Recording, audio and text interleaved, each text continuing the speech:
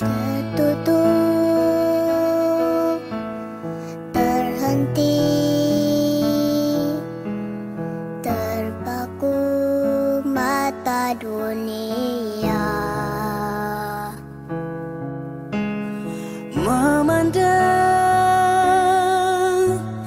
cerita yang terjadi di atas semua, tersentak sejenak tanganku di atas berduka. Semua terjadi bukanlah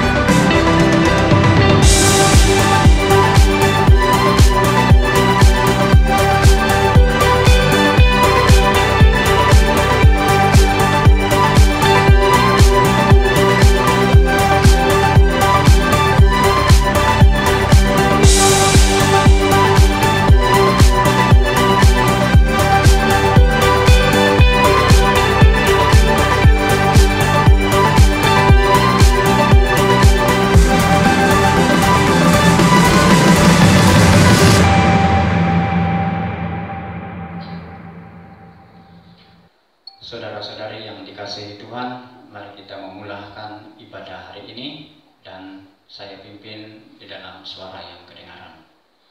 Bapa kami di surga, kami mau sekali lagi mengucapkan syukur atas segala kebaikan dan berkat serta pimpinan Tuhan, pemeliharaanmu di dalam hidup kami. Kami sentiasa merasa aman dan tenang karena Allah yang kami sembah adalah Allah yang Maha Kuasa, yang mengasihi dan sentiasa berbelas kasihan, menyediakan berkat-berkat yang khusus untuk kami setiap hari. Dalam pertemuan ibadah kami hari ini, kami berdoa supaya segala yang kami pelajari, segala yang kami lakukan dan ucapkan, nyanyikan, semuanya menjadi perkara yang berkenan, yang harum dan berkenan kepadamu Tuhan. Kami berdoa juga supaya melalui ibadah bersama hari ini, melalui pujian, melalui doa dan juga melalui pembelajaran firman Tuhan akan menyegarkan, menguatkan, serta memperbaharui kami, sehingga kami menjadi semakin kuat, semakin teguh, dan semakin dipersiapkan. Bapa di surga, terpuji namamu, ini doa kami. Kami berdoa dalam nama Yesus Tuhan dan Juru Selamat kami. Amin.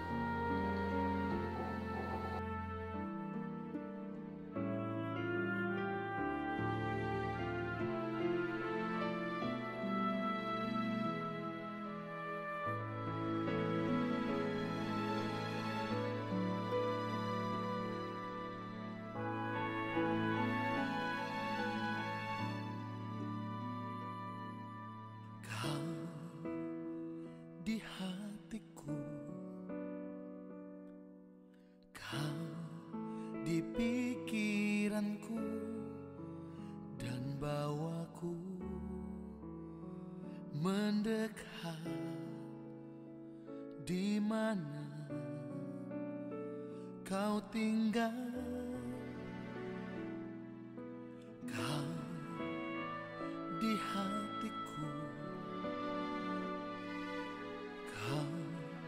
di pikiranku, dan bawaku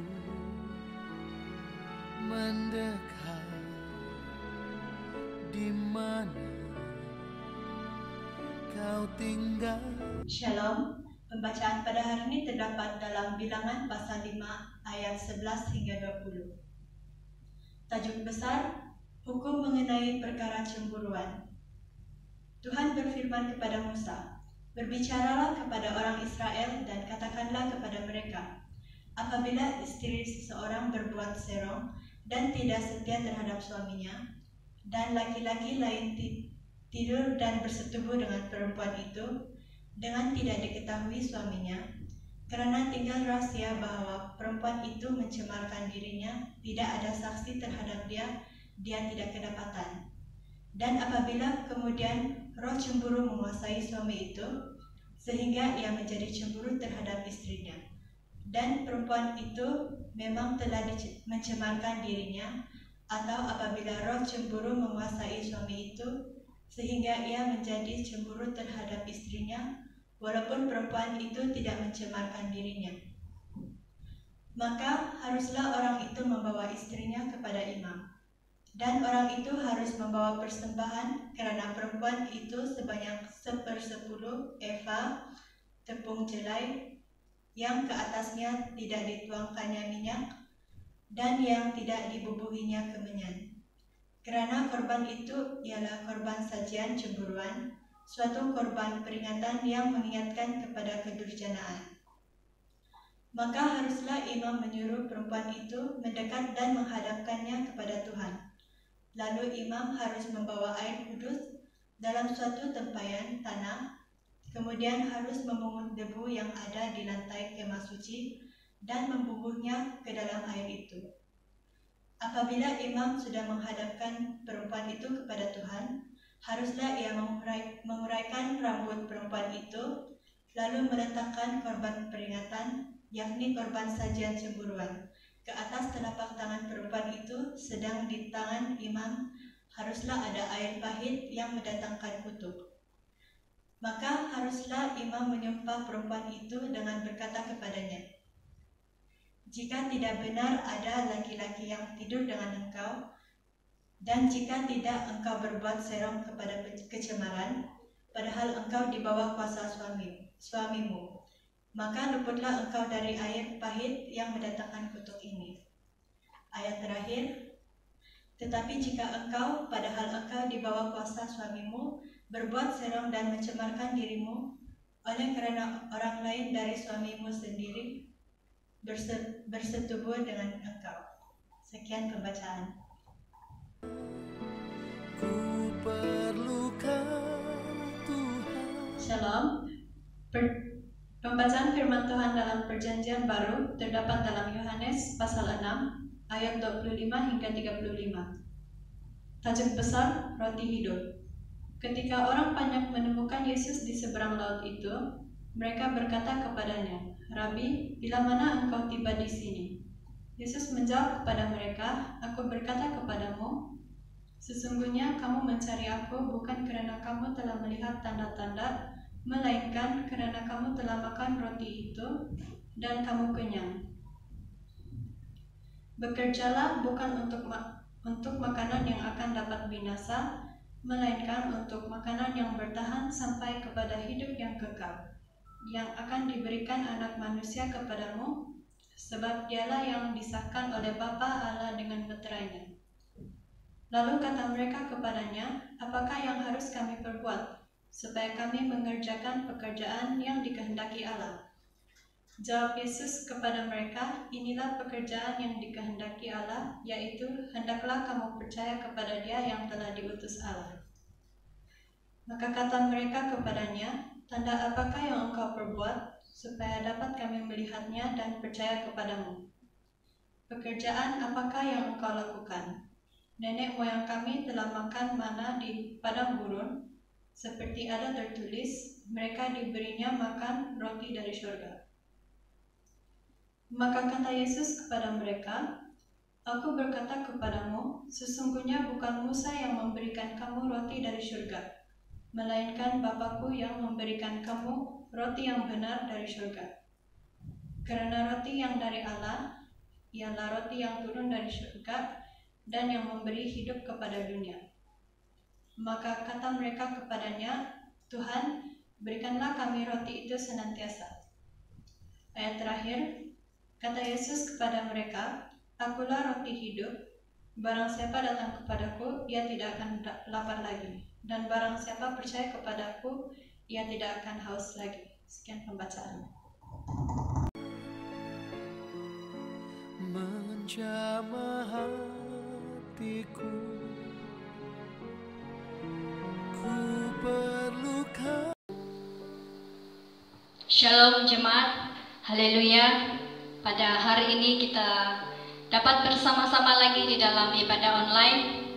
Puji Tuhan, mari kita datang kepada Tuhan dalam pujian dan penyembahan pagi hari ini. Kami hendak memuji kebesaran-Mu Tuhan, karena Engkau adalah Raja dan Tuhan kami. Aku hendak bersyukur kepada Tuhan.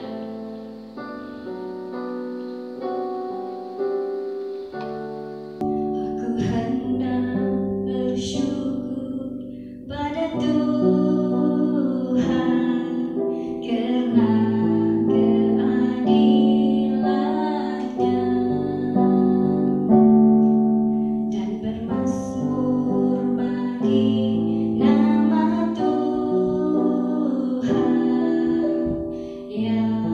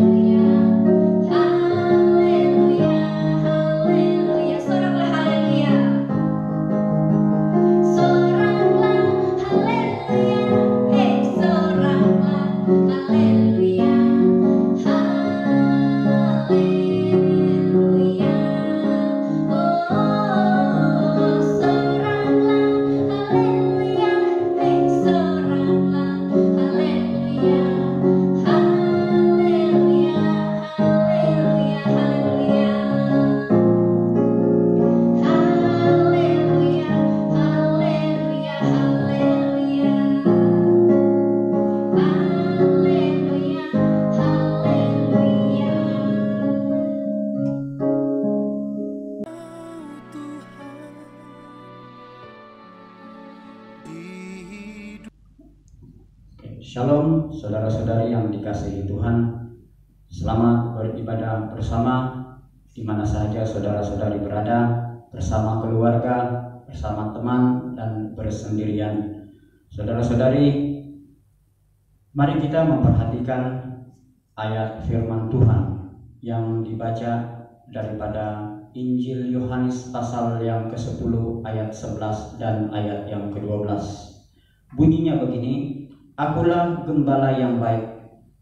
Gembala yang baik memberikan nyawanya bagi domba-dombanya. Sedangkan seorang upahan yang bukan gembala dan yang bukan pemilik domba-domba itu sendiri, ketika melihat serigala datang, meninggalkan domba-domba itu lalu lari, sehingga serigala itu menerkam dan mencerai-beraikan domba-domba itu." Saudara-saudari, cogan kata Kementerian Kesehatan Malaysia ketika menghadapi pandemi COVID-19 ialah kita mesti menang. Ini adalah satu situasi di mana tidak ada pilihan, yaitu pilihannya hanya satu, yaitu menang. Firman Tuhan memberitahu kita, mengajar kita bahwa kita bukan saja menang, tetapi lebih daripada seorang pemenang. Aku dan saudara-saudari adalah seorang pemenang. Ketika dunia pada masa ini sedang menghadapi berbagai perkara yang kita lihat sebagai sesuatu yang tidak ada kepastian dan tidak ada jaminan, maka apakah yang dapat kita pelajari dan perlu kita lihat dan pelajari dari firman Tuhan untuk berhadapan, untuk menjadi satu bekalan dan pedoman bagi kita menghadapi situasi yang ada. Bukan saja yang ada pada hari ini, tetapi apa yang seterusnya, bukan saja yang berkaitan dengan ekonomi dan isu-isu yang lain, tetapi lebih dari itu ialah kerohanian kita.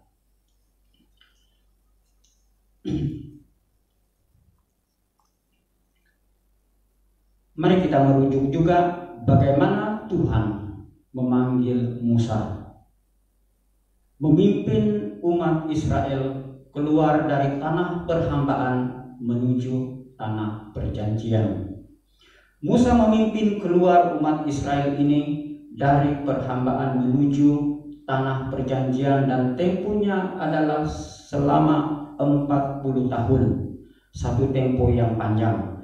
Dan dalam tempo yang begitu panjang ini, selama 40 tahun, maka muncul ada banyak isu, banyak perkara yang berlaku dan terpaksa dihadapi, bukan sahaja oleh Musa sendiri, tetapi juga oleh pemimpin lain yang menjadi pembantu-pembantunya, bahkan seluruh umat Israel itu sendiri.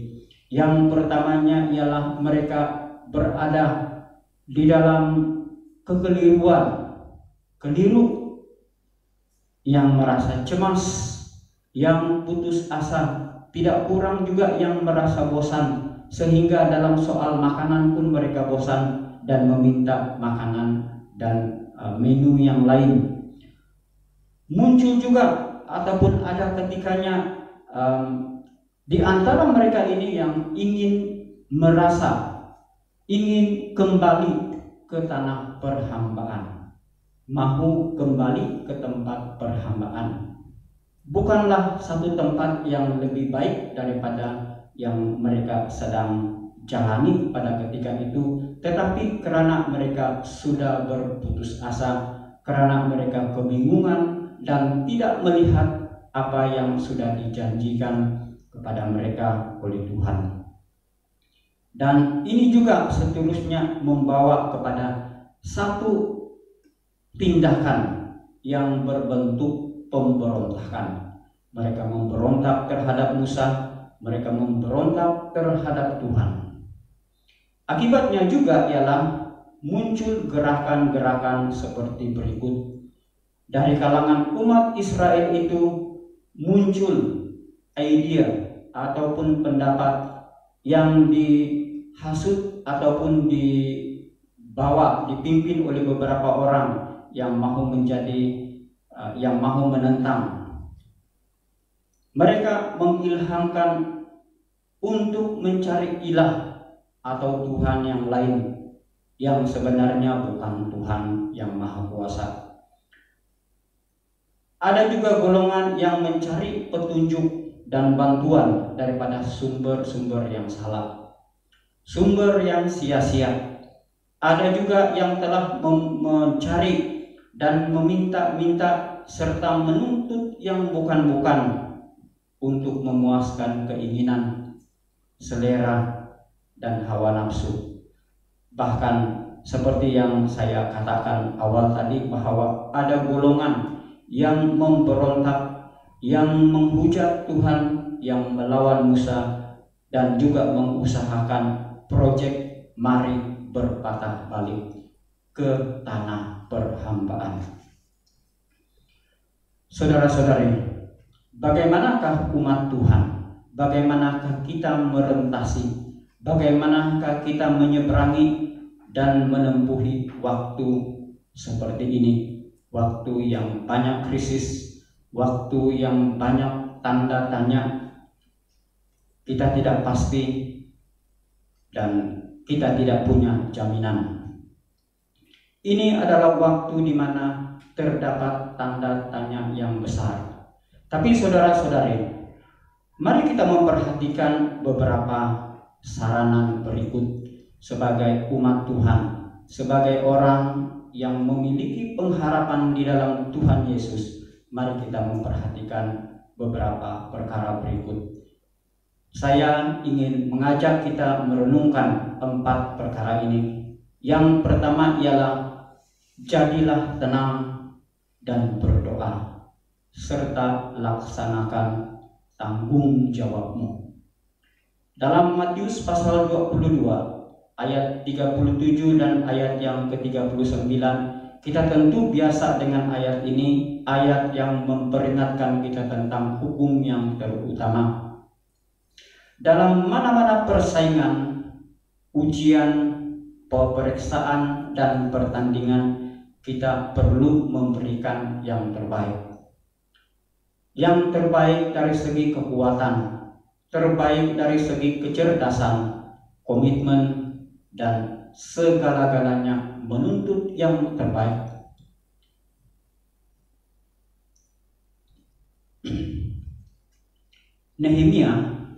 Nehemia atau Nabi Nehemia bin Hilkiah,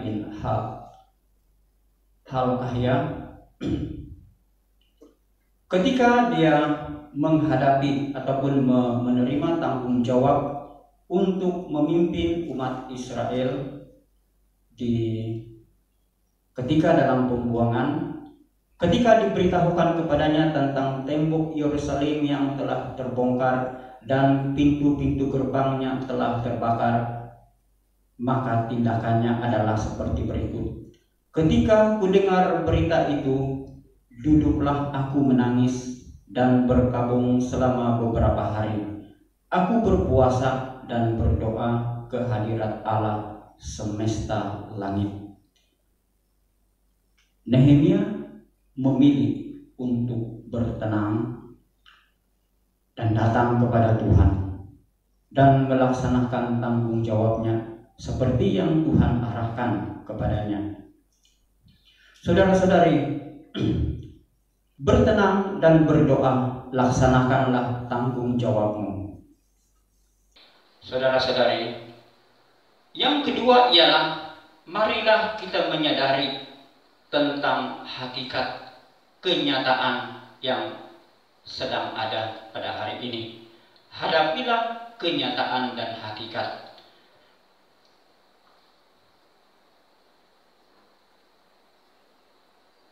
Mari kita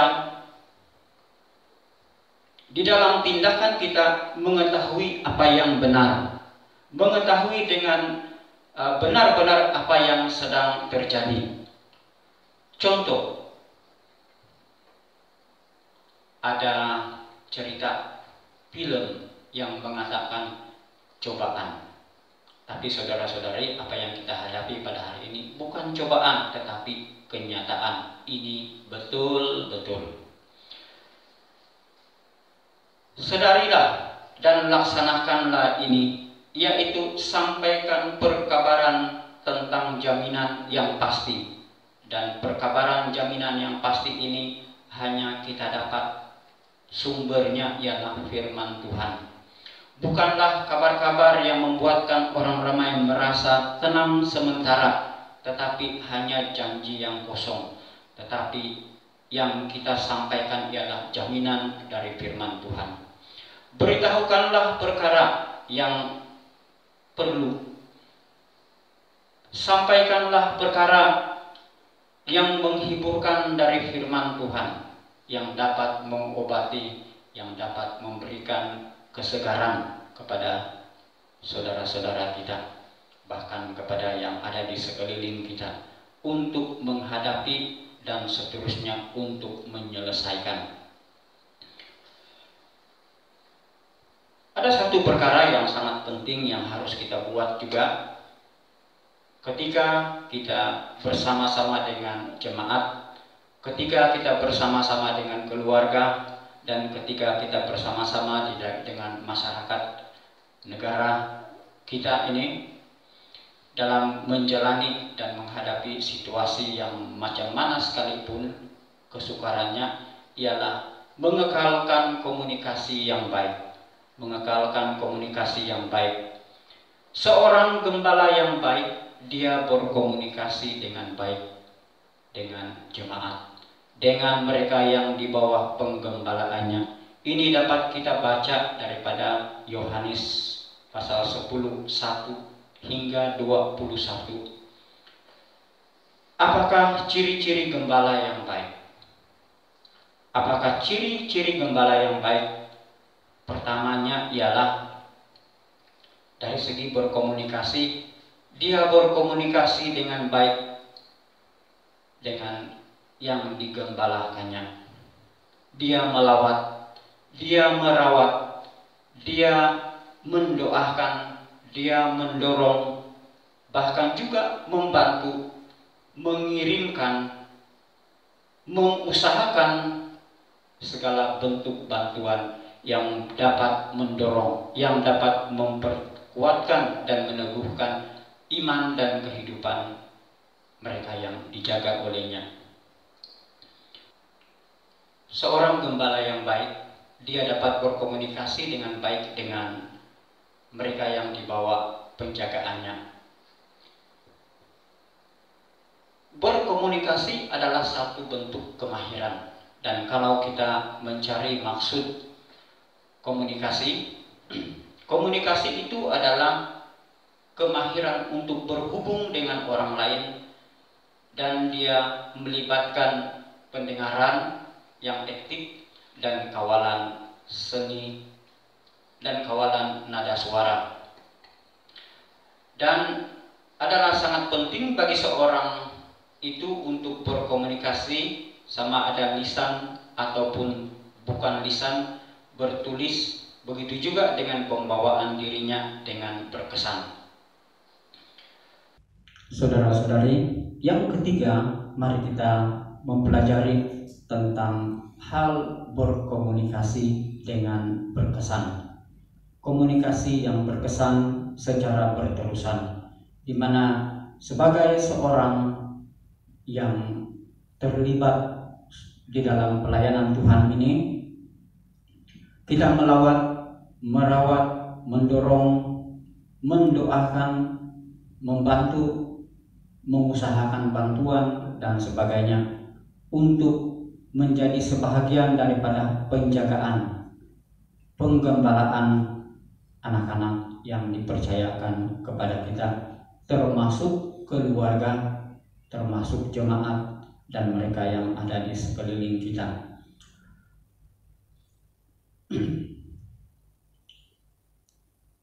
Dalam Roma pasal 15 ayat 1 hingga 13, Rasul Paulus memperingatkan kita bahwa orang yang lemah dan orang yang kuat saling memerlukan.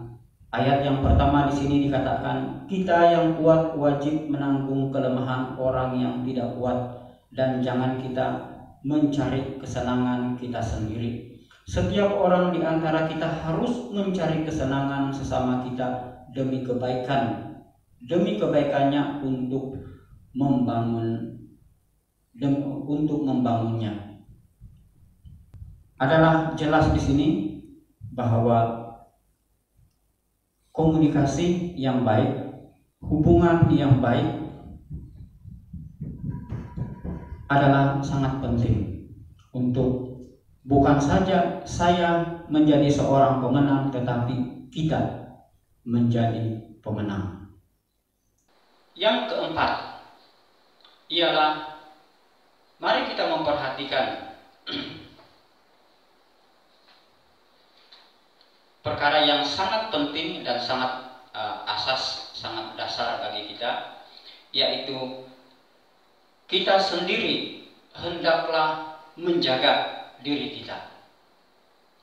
Pandanglah kepada Tuhan, perhatikan dan semaklah dirimu, lihat dan analisis tugasanmu yang besar ataupun tugas yang kecil, semuanya sama-sama penting. Tugas untuk memimpin keluarga, tugas untuk memimpin jemaat, tugas untuk memimpin masyarakat. Dalam Yohanes pasal 15 ayat 1 hingga 8, mari kita perhatikan ayat ini. Kita baca Yohanes pasal 15 ayat 1 hingga 8. Yesus berkata, akulah pokok anggur yang benar, dan Bapa pula pengusahanya. Setiap ranting padaku yang tidak berbuah dipotongnya, dan setiap ranting yang berbuah dibersihkannya, supaya ia lebih banyak berbuah. Kamu memang sudah bersih karena firman yang telah kukatakan kepadamu. Tinggallah di dalam aku, dan aku di dalam kamu. Sama seperti ranting tidak dapat berbuah dari dirinya sendiri kalau ia tidak tinggal pada pokok anggur, demikian juga kamu tidak berbuah jikalau kamu tidak tinggal di dalam aku. Ayat yang kelima, akulah pokok anggur dan kamulah ranting-rantingnya. Barang siapa tinggal di dalam aku dan aku di dalam dia, ia berbuah banyak. Sebab di luar aku kamu tidak dapat berbuat apa-apa. Adalah sangat penting untuk mendahulukan Tuhan.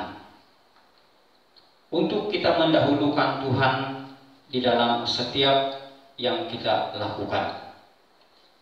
Awasilah dirimu dengan berwaspada, dengan berjaga-jaga, dengan menjadi lebih bijaksana dan berhikmat,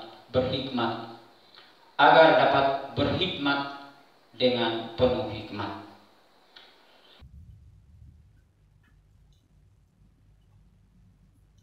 Mari kita melihat semula 4 perkara yang dikongsikan pada hari ini. Yang pertama ialah jadilah tenang dan berdoa, laksanakanlah tanggung jawabmu.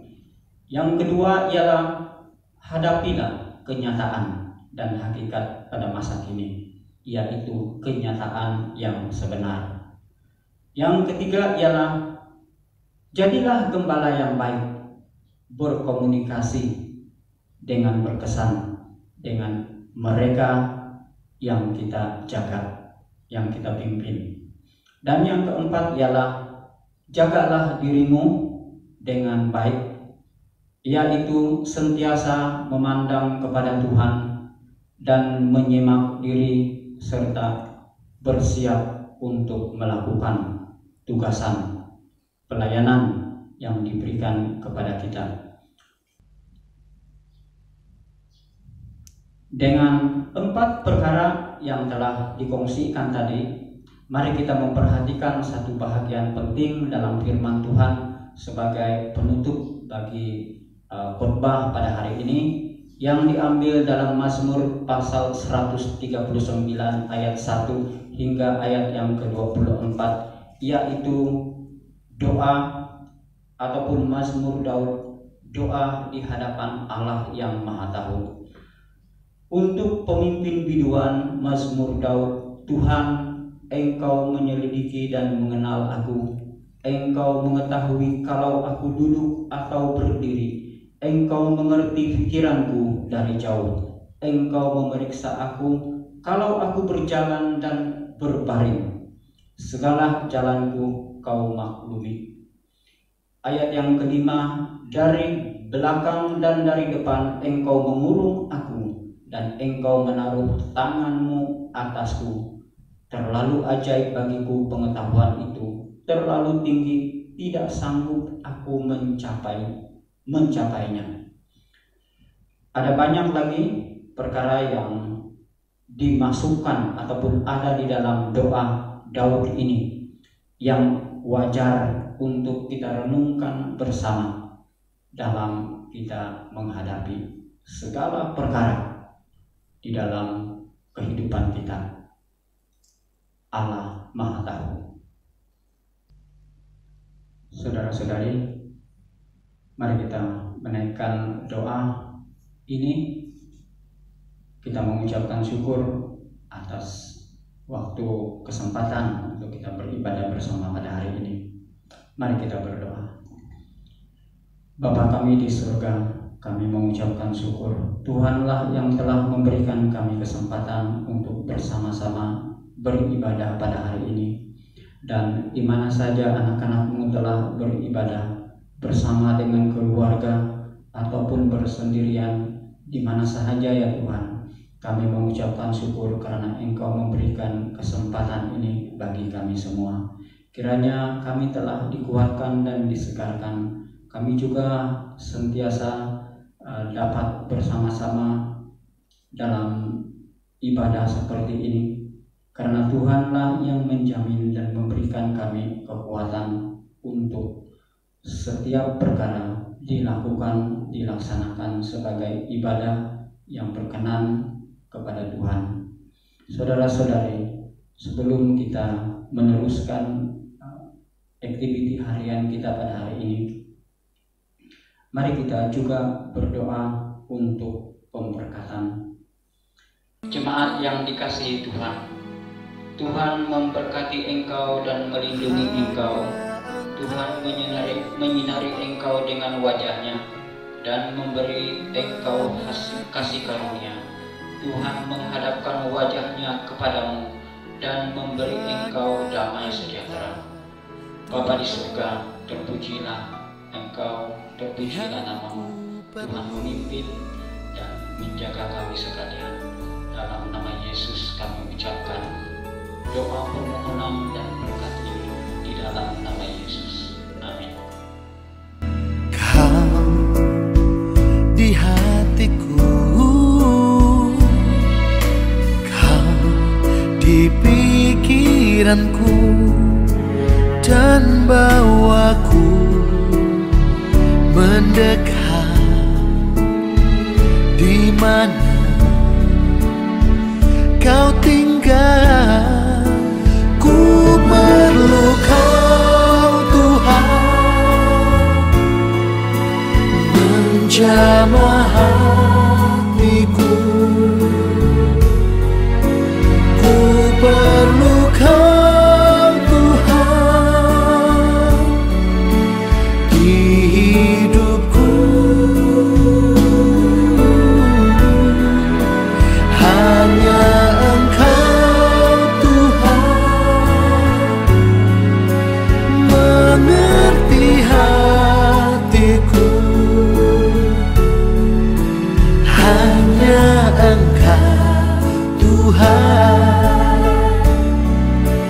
yang ku perlu.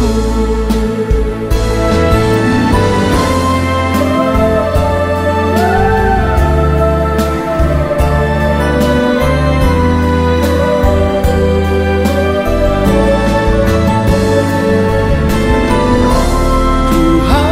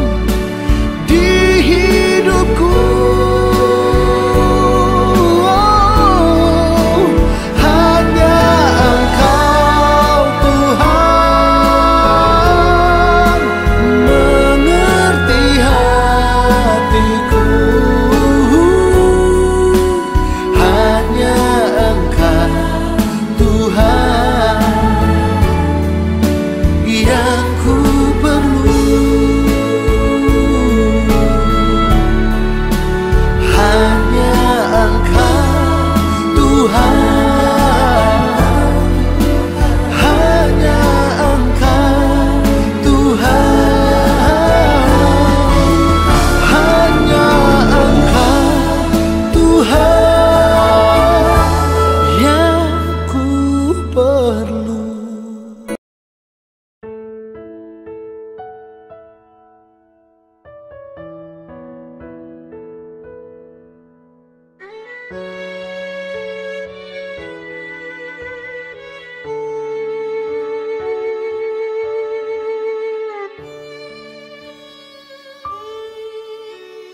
Tertutup, terhenti, terpaku mata dunia. Memandang cerita yang terjadi di atas semua.